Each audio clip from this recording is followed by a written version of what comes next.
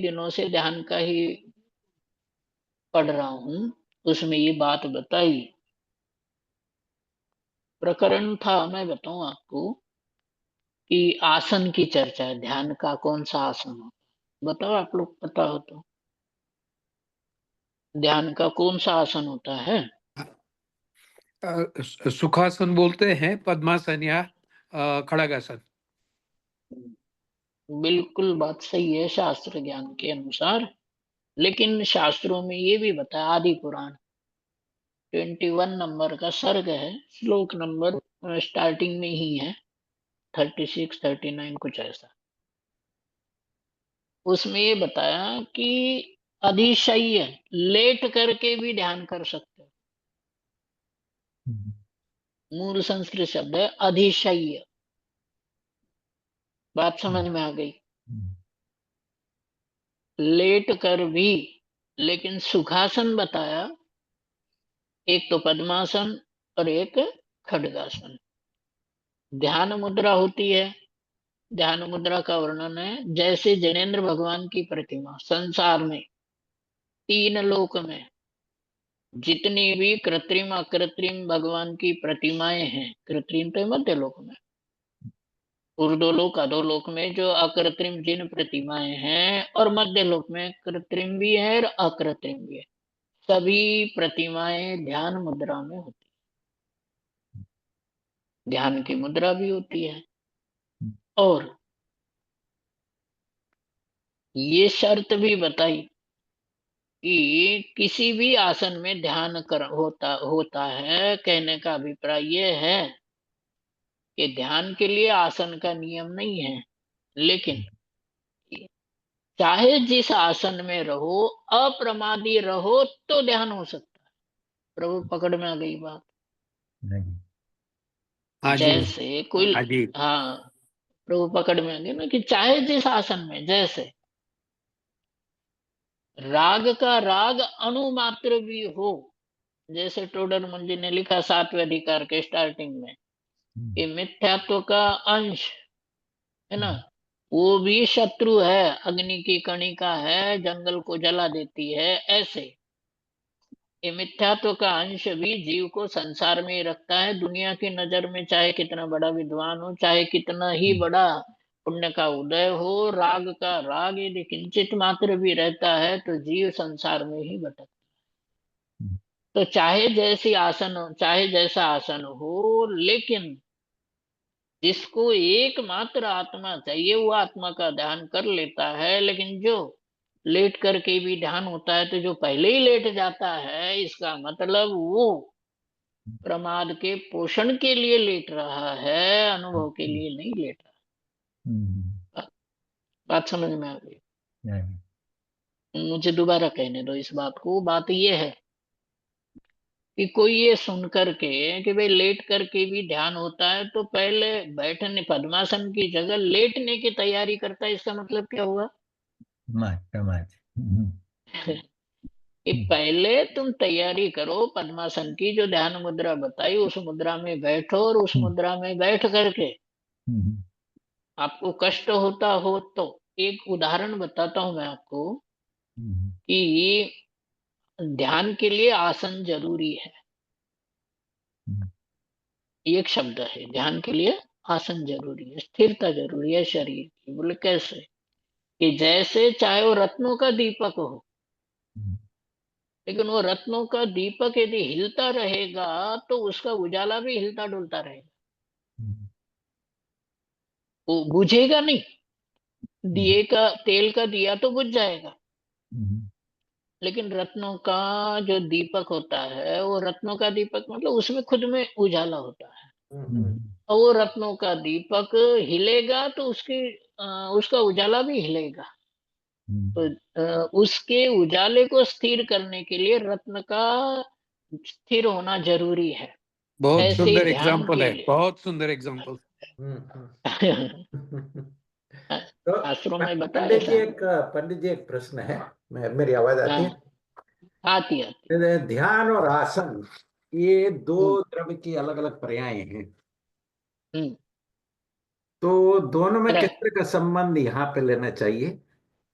हम्म, बराबर, ये पूछा। हाँ, क्योंकि आसन तो जो हम्म, शरीर, वो तो पुद्गल की कोटि में डाल दिया।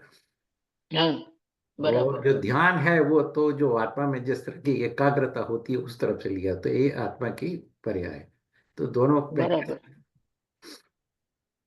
आ, ये बताया कि जिसके शरीर में कष्ट होता है उसका उपयोग शरीर की तरफ जाएगा, बराबर।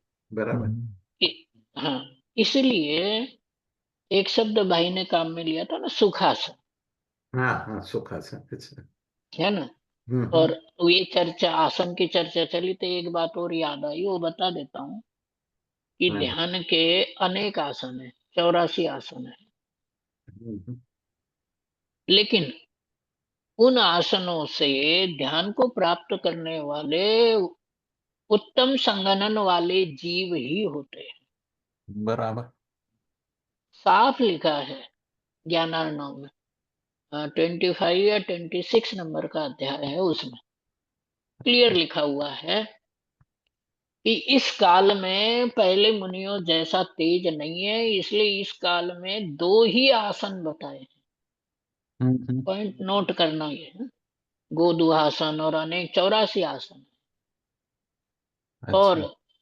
हाँ जी, 84 आसनों से सिद्ध हुए हैं सिद्धालय में। हम्म।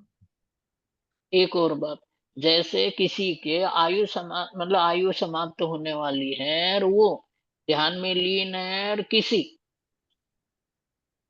शत्रु जीव ने उनको फेंका और उनका शरीर आड़ा जा रहा है, सिर आगे पैर पीछे या पैर आगे सिर पीछे, और वो मुक्त हो गए और वहां सिद्धालय में आड़े खड़े हैं, वो आड़े पड़े हुए हैं। हम्म। नहीं है ये बात? हाँ, ख्याल में आ गया, हाँ। हाँ। हम तो ये समझते हैं ना कि सब सिद्धों के सिर तो समान हाँ। है ना। पद्मासन से गए खड्गासन से, बाकी 84 आसनों की तरफ हमारा ध्यान ही नहीं जाता। हम्म।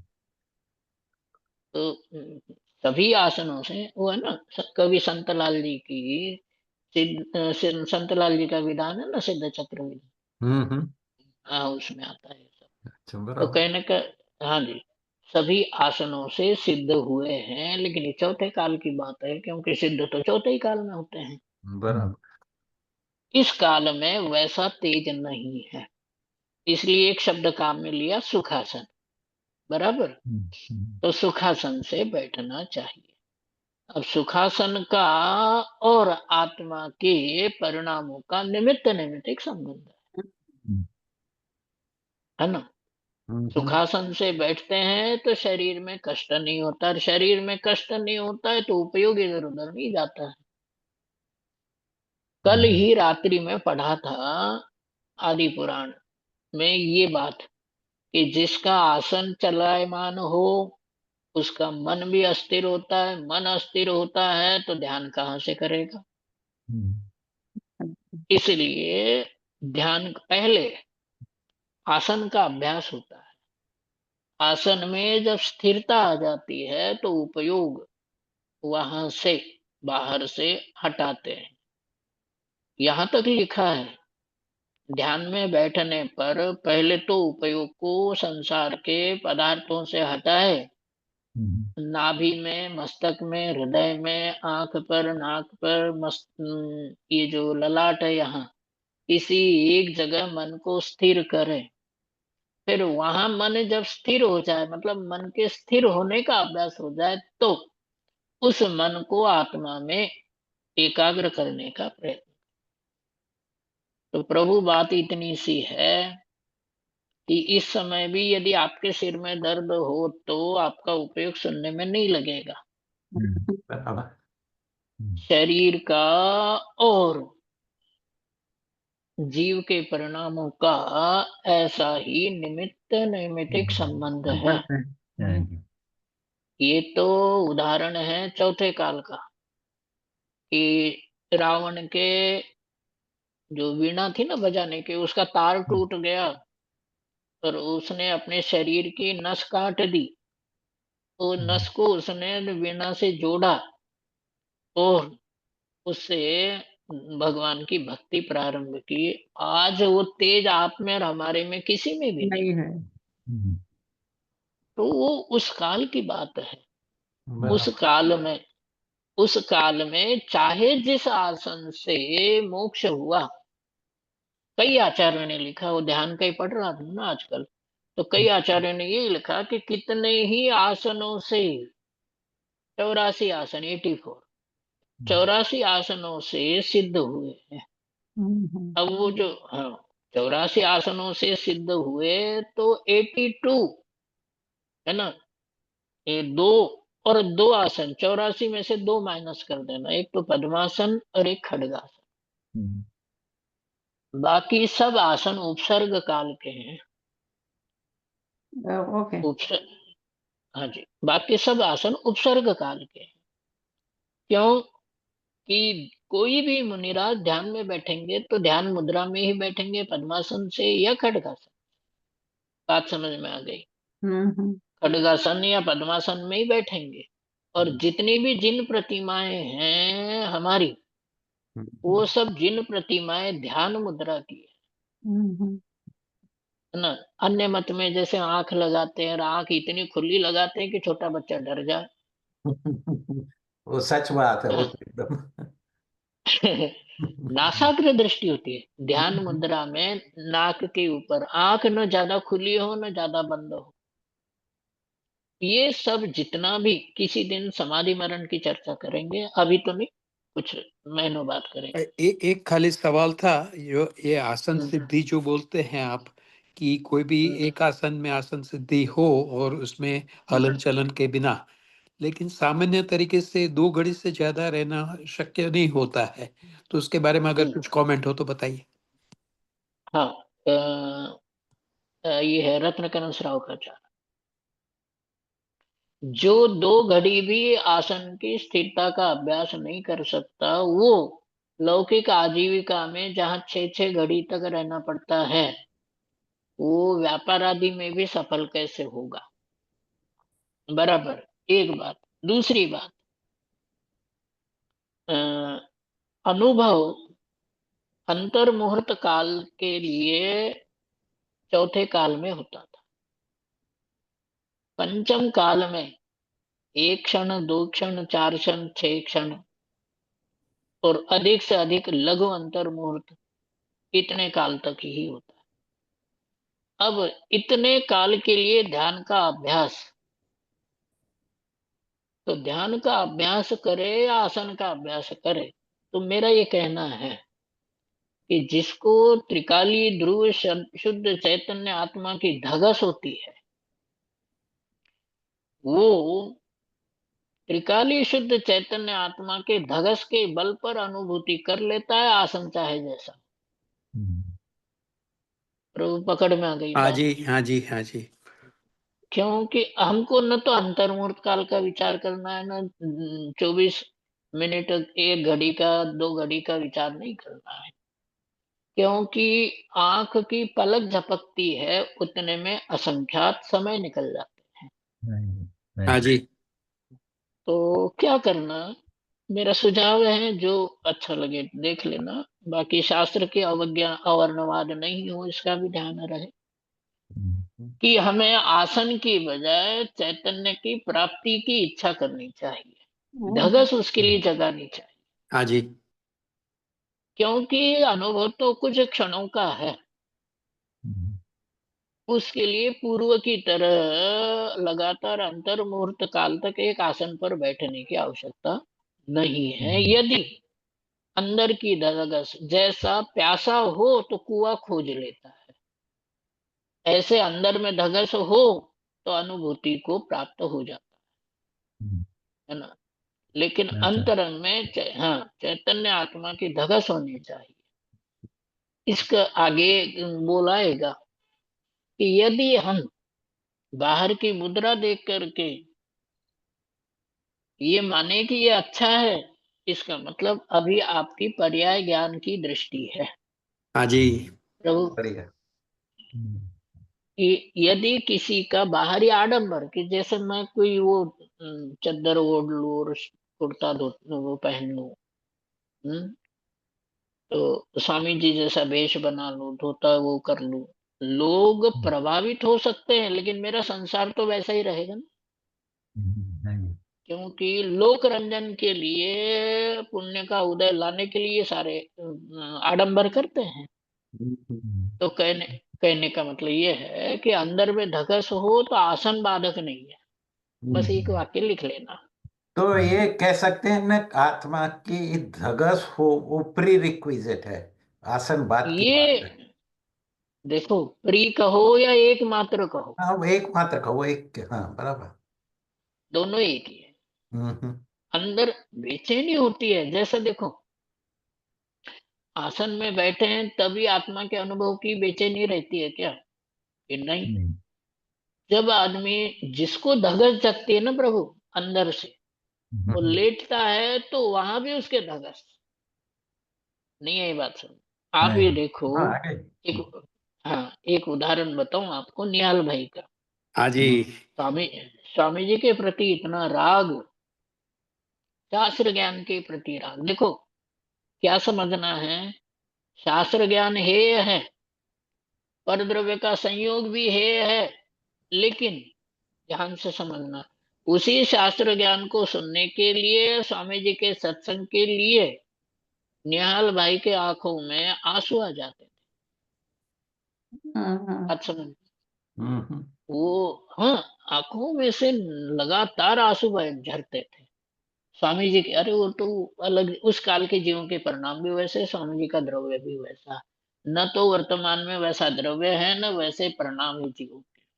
कोई अलौकिक द्रव्य आया था, यो समझ लो, है ना। ये वो कहते हैं ना, हजारों साल में एक बार घटना घटती है, वैसी घटना घटी थी। तो वो स्वामी जी का संयोग भी है, पर द्रव्य का संयोग भी है।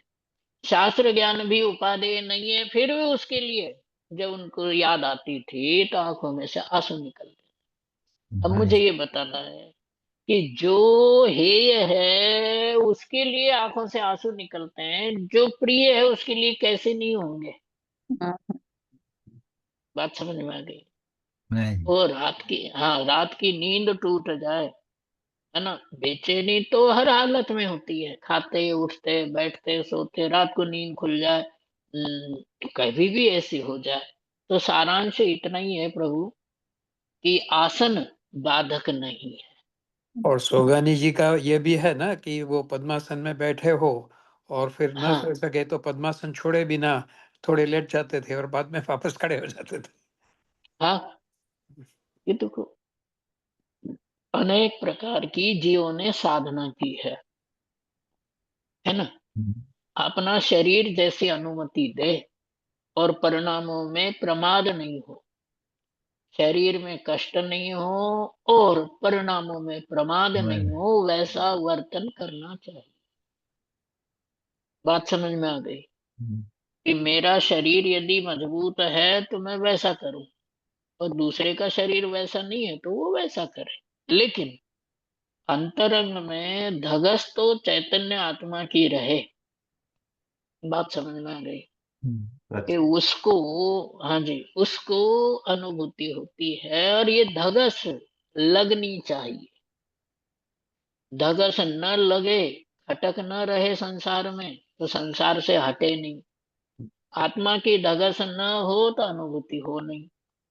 इसलिए आज का समय तो हो गया है, बात हम्म। इतनी ही थी कि शास्त्र ज्ञान भी इंद्रिय ज्ञान है, बराबर। जो अपना, हाँ, बहुत बढ़िया। इतना ही।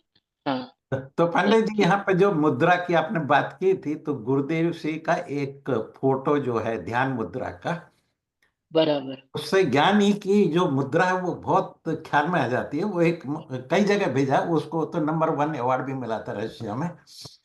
हाँ, मिला था। वो मुद्रा ही है का, इस तरह से ना। तो देखो, आपके अंतरंग में अतीन्द्रिय संतुष्टि होगी तो शरीर पर भी जलेगी, हाँ, और अंतरंग में बेचैनी होगी तो शरीर पर भी आएगी। बराबर।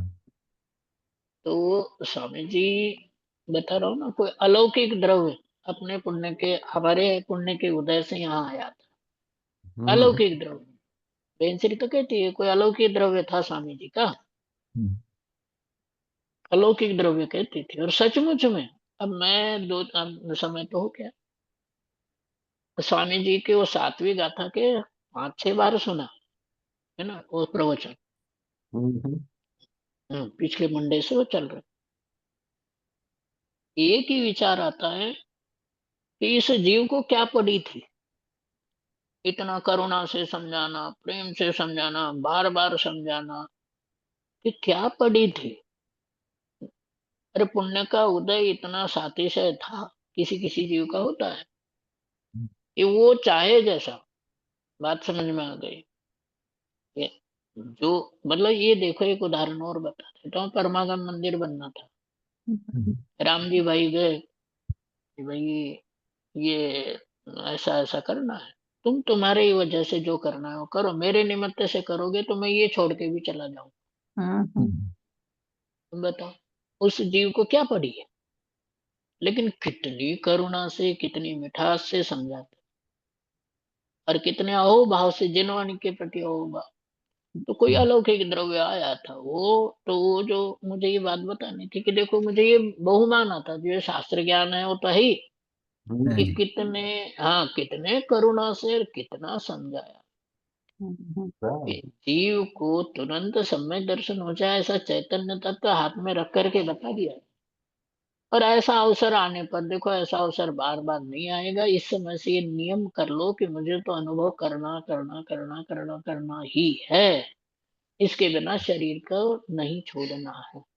हाँ, सभी ऐसा ही प्रयत्न करे, है ना। इसी विचार से अपना संध्या आज का पूरा कर लेते हैं। बहुत बहुत अच्छा। बहुत सुंदर प्रभु। जय हाँ, जिनेन्द्र पंडित जी। जय जिनेन्द्र प्रभु। जय जिनेन्द्र। जय जिनेन्द्र।